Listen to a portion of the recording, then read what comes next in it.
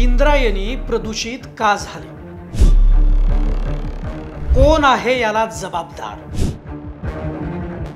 इंद्रायणीच्या प्रदूषणाची कारणं काय? नमामि इंद्रायणी अभियानाचं काय झालं?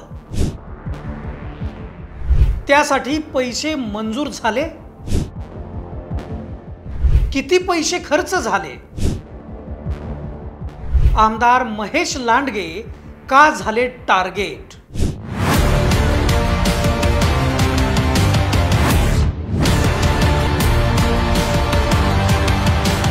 नमस्कार, मी दीपक दराडे. आपण पाहताय फॉर द पीपल न्यूज. पुढे जाण्यापूर्वी आपण आमच्या चॅनलला सबस्क्राइब करा, लाईक आणि फॉलो जरूर करा.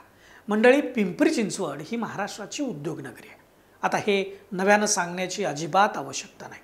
आणि त्याहून या शहराची महापालिका ही आशिया खंडातली श्रीमंत महापालिका आहे आणि तशी तिची ओळख आहे हे देखील सांगणं या ठिकाणी उचित होणार नाही.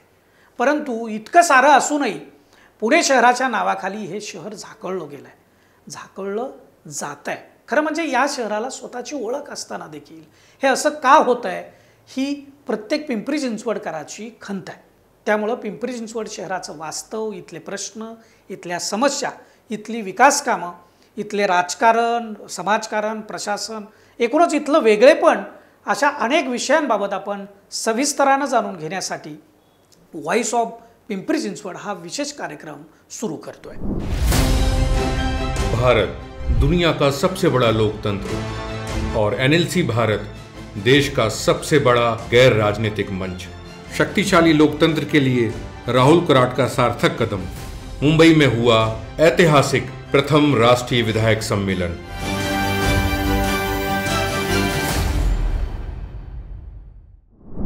आजच्या या पहिल्या भागात आपण इंद्रायणी नदीच्या प्रदूषणाविषयी बोलणार आहे. हा विषय घेण्यामागचं कारण म्हणजे आताच आषाढी एकादशीच्या निमित्तानं संत तुकाराम महाराज आणि ज्ञानेश्वर महाराज पालखी सोहळा पंढरीकडे मार्गस्थ झाला. या पालखी सोहळ्याच्या प्रस्थानावेळी या पवित्र इंद्रायणी नदीमध्ये फेसाळलेलं पाणी आलं. त्यानंतर हे फेसाळलेलं पाणी कुठून आलं, कशामुळं ते फेसाळलं, याला जबाबदार कोण, असे अनेक प्रश्न मीडियामध्ये उपस्थित होऊ लागले. आणि विशेष म्हणजे या पालखी प्रस्थान सोहळ्याच्या निमित्तानं राज्याचे मुख्यमंत्री एकनाथ शिंदे हे स्वतः आळंदीमध्ये होते आणि त्यावेळीच हे घडावं हा निव्वळ योगायोग म्हणावा लागेल. त्यामुळं त्याची चर्चा अधिक झाली. मुख्यमंत्री शिंदे यांनी लागलीच प्रशासनाला आदेश दिले आणि यंत्रणा ताबडतोब कामाला देखील लागली. गंमत म्हणजे त्यानंतरही फेसाळलेलं पाणी इंद्रायणीमध्ये आलंच. आता हे नदी प्रदूषणाचा जो प्रश्न आहे तो असा आहे की एक आदेश देऊन किंवा तात्पुरत्या मलमपट्टीनं तो सुटणारा नाही. हे सर्वात आधी आपण समजून घेतलं पाहिजे.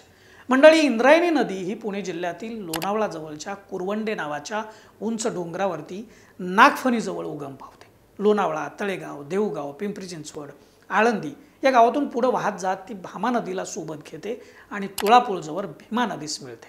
रामझरा हा या इंद्रायणी नदीला मिळणारा एक मुख्य नाला आहे आणि त्याचा उल्लेख तुकारामांच्या अभंगामध्ये, गाथामध्ये आढळतो. पूर्वी हा झरा 12ही महिने व्हायचा आणि त्यात जलचरांचा मोठा वावर देखील होता, जो आज नाही.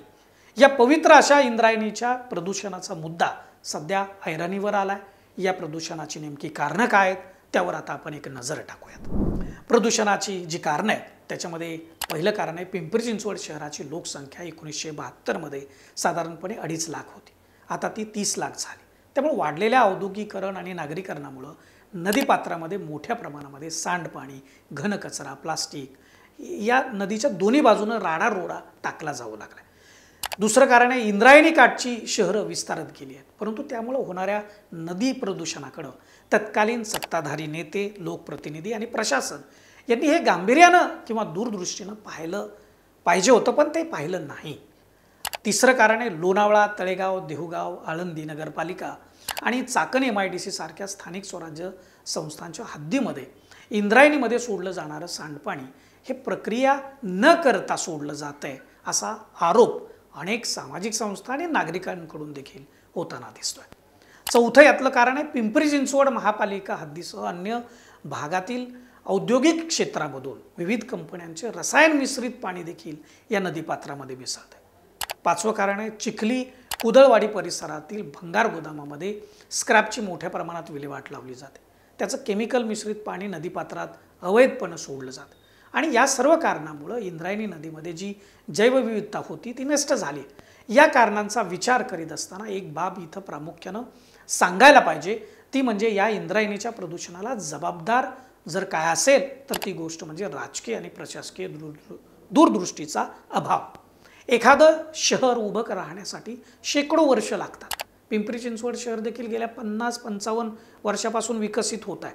आज ते महाराष्ट्रातील सर्वात मोठ्या शहराच्या यादीमध्ये 5व्या क्रमांकाचं आहे, तर देशात 19व्या क्रमांकाचं आणि लोकसंख्येनुसार पिंपरी चिंचवड हे जगातलं 18व्या क्रमांकाचं मोठं शहर आहे अशी आकडेवारी सांगते.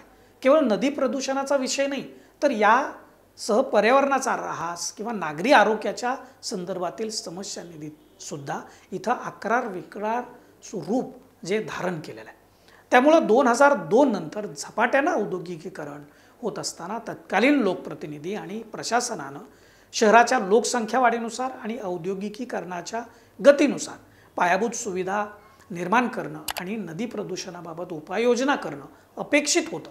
त्या प्रमाणात ते झालं नाही हे आपल्याला मान्यच करावं लागेल. इंद्रायणी नदीतील प्रदूषण वाढण्यामागं जे जे घटक कारणीभूत आहेत त्या लोणावळा, तळेगाव, देहू आणि आळंदी शहराच्या नगर परिषदा, चाकण MIDCचं प्रशासन आणि पिंपरी चिंचवड महापालिका यांना महाराष्ट्र प्रदूषण नियंत्रण महामंडळानं वेळोवेळी नोटीस बजावली, परंतु नदी प्रदूषण हा विषय राजकीय नेते असतील, प्रशासन असेल या स्तरावरती फारसा गांभीर्यानं कधीच घेतला गेला नाही. हे वास्तव. इंद्रायणी नदीची ओळख आहेच, परंतु त्यात भर पडली ती भोसरी विधानसभेचे आमदार महेश लांडगे यांनी सुरू केलेल्या काही उपक्रमांमुळे. आमदार लांडगे यांनी पंतप्रधान नरेंद्र मोदी यांच्या नमामि गंगाप्रमाणे नमामि इंद्रायणी अभियान सुरू केलं. यातून इंद्रायणी नदी सुधार प्रकल्प राबविला जाणार असं स्पष्ट झालं. या अभियानासोबत आमदार लांडगे यांनी इंद्रायणी थडी ही जत्रा सुरू केली. याला सुमारे 4 ते 5 लाख लोक उपस्थितीला होतात. त्यानंतर इंद्रायणी सायक्लोथॉन ही स्पर्धा सुरू झाली. त्यामध्ये हजारो सायकल स्वार सहभागी होतात आणि आता त्याचा तर विश्वविक्रम देखील झाला आहे. या उपक्रमांच्या माध्यमातून इंद्रायणी नदीबाबत चर्चा सुरू झाली. नदीचं अस्तित्व, नदीचं पर्यावरण, नदीचं प्रदूषण याविषयी लोक बोलू लागले, जनजागृती होऊ लागली. आता पालखी प्रस्थानावेळी फेसाळलेलं पाणी नदीत आल्यामुळं पुन्हा एकदा हे नमामि इंद्रायणी अभियान आणि आमदार लांडगे यांनी सुरू केलेल्या इतर उपक्रमांविषयी बोललं गेलं. आमदार महेश लांडगे यांना टीकेचं धनी बनावं लागलं, परंतु हा विषय एकट्या लोकप्रतिनिधीपुरता मर्यादित नाही हे आपण समजून घेतलं पाहिजे. मुळात इंद्रायणी नदीच्या परिसरात मावळ, पिंपरी चिंचवड, भोसरी, खेड आणि शिरूर असे 4-5 विधानसभा मतदारसंघ आहेत. तिथले 4-5 आमदार आहेत, त्यापेक्षा अधिक संख्येनं विरोधातले नेते देखील आहेत. मावळ आणि शिरूर ह्या 2 लोकसभा मतदारसंघातून ही नदी वाहते. या मतदारसंघाचे 2 खासदार आहेत, इतर राजकीय नेते देखील आहेत. आमदार लांडगे तर 2014 नंतर पिंपरी चिंचवडच्या राजकारणात खऱ्या अर्थानं निर्णय प्रक्रियेमध्ये आलेत. तोपर्यंत इथं अनेक आमदार आणि खासदार होऊन गेले. त्यामुळे एकट्या आमदार लांडगे यांना दोषी धरून चालणार नाही. हा इंद्रायणी नदी सुधार प्रकल्प यशस्वी करायचा असेल तर मावळ, शिरूर लोकसभेचे 2 खासदार आणि सर्व विधानसभेतले आमदार इथल्या आणि विरोधक यांनी एकत्रित येऊन हे एकत्र प्रयत्न करण्याची आवश्यकता अतिशय गरजेची वाटते. आपण सर्व विषय समजून घेत असताना पिंपरी चिंचवड शहरामध्ये गेली 35 वर्ष पत्रकारिता करणारे ज्येष्ठ पत्रकार विवेक इनामदार यांच्याशी देखील फॉर द पीपल न्यूजनं संपर्क साधला. त्यामुळे ते याविषयी काय म्हणाले ते सुद्धा आपण बघूयात. ही मूळ नदी जी आहे, हा टोटल जो पट्टा आहे तो आहे जवळजवळ 92.6 किलोमीटरचा. पिंपरी चिंचवड महापालिकेच्या क्षेत्रामध्ये साधारणतः 20 किलोमीटरचं पात्र आहे आणि त्यासोबत महापालिका ही नदीच्या एका बाजूला वसलेली आहे. महापालिकेचं क्षेत्र हे नदीच्या एका बाजूला आहे आणि दुसऱ्या बाजूला चाकण MIDC आहे. इंद्रायणी नदीचं जे पात्र जे सुरू होतं लोणावळ्यापासून ते तुळापूरपर्यंत या पट्ट्यामध्ये तसं पाहिलं तर 2 लोकसभा मतदारसंघ आणि 4 विधानसभा मतदारसंघ येतात. आता याच्यामध्ये प्रदूषणाची नक्की जबाबदारी कुणाची, की आता आपण पाहतोय की मावळ मतदारसंघ आहे, पुढे पिंपरी चिंचवड मतदारसंघ आहे, पलीकडे खेड आहे आणि इकडे शिरूर आहे. या 4ही मतदारसंघांचे आमदार, हे 2ही खासदार यांनी एकत्रितरित्या या गोष्टीवर जर भाष्य केलं किंवा मागणी केली, पाठपुरावा केला, तर हा प्रश्न तरच सुटण्यासारखा आहे. कुणी एका आमदारांनी करून, कुणी एका खासदारांनी करून हे होण्यासारखं नाही आहे. आणि त्यातल्या त्यात कसं आत्ता सर्वात जास्त टीका ही भोसरीचे आमदार महेश लांडगे यांच्यावर सध्या जोरात चालू आहे. याचं कारण काय की इंद्रायणी हा विषय त्यांनी घेतला. त्यांनी विषयच घेतला नसता तर ते टीकेचे धनी पण नसते झाले. हे पहिल्यांदा निवडून आले भोसरीतून 2014च्या निवडणुकीला अपक्ष म्हणून. त्यानंतर त्यांनी सत्तारूढ भाजपला सहयोगी सदस्य झाले. त्यानंतर त्या 5 वर्षामध्ये तर नवखेपणातून हे वगैरे नंतर त्यांनी प्रत्यक्ष कामाला एक सुरुवात केली. आणि त्यांच्या त्या पहिल्या टर्मच्या शेवटच्या कारकिर्दीमध्ये त्यांनी एक पिंपरी चिंचवडचं व्हिजन डॉक्युमेंट तयार केलं होतं. आणि त्या व्हिजन डॉक्युमेंटमध्ये त्यांनी इंद्रायणीचा विषय त्यात समाविष्ट केला. आणि त्यानंतर खऱ्या अर्थाने याला काही पद्धतशीर त्याला चालना मिळायला सुरुवात झाली. मग त्यानंतर जे साबरमतीचा जो प्रकल्प, नदी सुधार प्रकल्प ज्यांनी केला, त्या SCP design planning and management या कंपनीला या प्रकल्पासाठी सल्लागार म्हणून नेमण्यात आलं. त्यांनी त्या प्रकल्पाचं सगळं नियोजन करून हे काम सुरू केलं. हा एकूण 950 कोटी रुपयांचा प्रकल्प आहे. आत्तापर्यंत त्यापैकी फक्त नदीच्या बाजूने जे सांडपाणी वाहून जाण्यासाठी एक जास्त व्यासाची मोठी पाईपलाईन टाकण्याचं जे काम असतं ते काम याच्यात आत्तापर्यंत झालेलं आहे. आणि त्यासाठी जेमतेम 30 कोटी रुपये खर्च झालेला आहे. म्हणजे टोटल प्रकल्पाच्या 3 आणि 4% पर्यंत ही रक्कम खर्च झालेला आहे. आणि या 3-4% ह्याच्यात आपण रिझल्टची किती अपेक्षा ठेवू शकतो हाही त्यातला विचार करण्याचा प्रश्न आहे. आता आपण इतक्या सहजतेनं सर्व लोकप्रतिनिधींनी एकत्र येऊन इंद्रायणी प्रदूषणाचा प्रश्न निकाली काढण्याची अपेक्षा जी ठेवतोय, ही अपेक्षा चांगली आहे. परंतु नमामि इंद्रायणी समोरची इतरही अनेक आव्हानं आपल्या समोर आहेत. या अभियानात आतापर्यंत नेमकं काय झालं आणि काय होणं अपेक्षित आहे यावर आपण एक नजर टाकूयात. हे अभियान आपण थोडंसं समजून घेऊयात. 2019मध्ये हे अभियान सुरू झालं. स्वर्गीय आमदार लक्ष्मण जगताप आणि महेश लांडगे यांनी नदी सुधार प्रकल्पाचं ह्या भूमिपूजन केलं. त्या माध्यमातून नदीच्या कडेनं मोठ्या व्यासाची RCC इंटरसिप्टर सिवर लाईनची काम पूर्ण झालेलं आहे. त्यासाठी सुमारे 30 कोटी खर्च आलेला आहे. प्रकल्पाचा एकूण खर्च पाहता 2-3% खर्च आत्तापर्यंत झाला आहे. त्याचं कारण म्हणजे महाराष्ट्रामध्ये महाविकास आघाडीची सत्ता आली आणि या काळात हे अभियान केवळ इंद्रायणी रिव्हर सायक्लोथॉन यापुरतंच मर्यादित राहिलं. त्याला राज्य सरकारकडून विशेष असं सहकार्य त्यावेळी मिळालं नाही. आता 2022मध्ये पुन्हा महायुतीची सत्ता आल्यानंतर मुख्यमंत्री शिंदे, उपमुख्यमंत्री फडणवीस यांच्याकडे आमदार लांडगे यांनी पुन्हा नदी सुधार प्रकल्पाबाबत पाठपुरावा सुरू केला.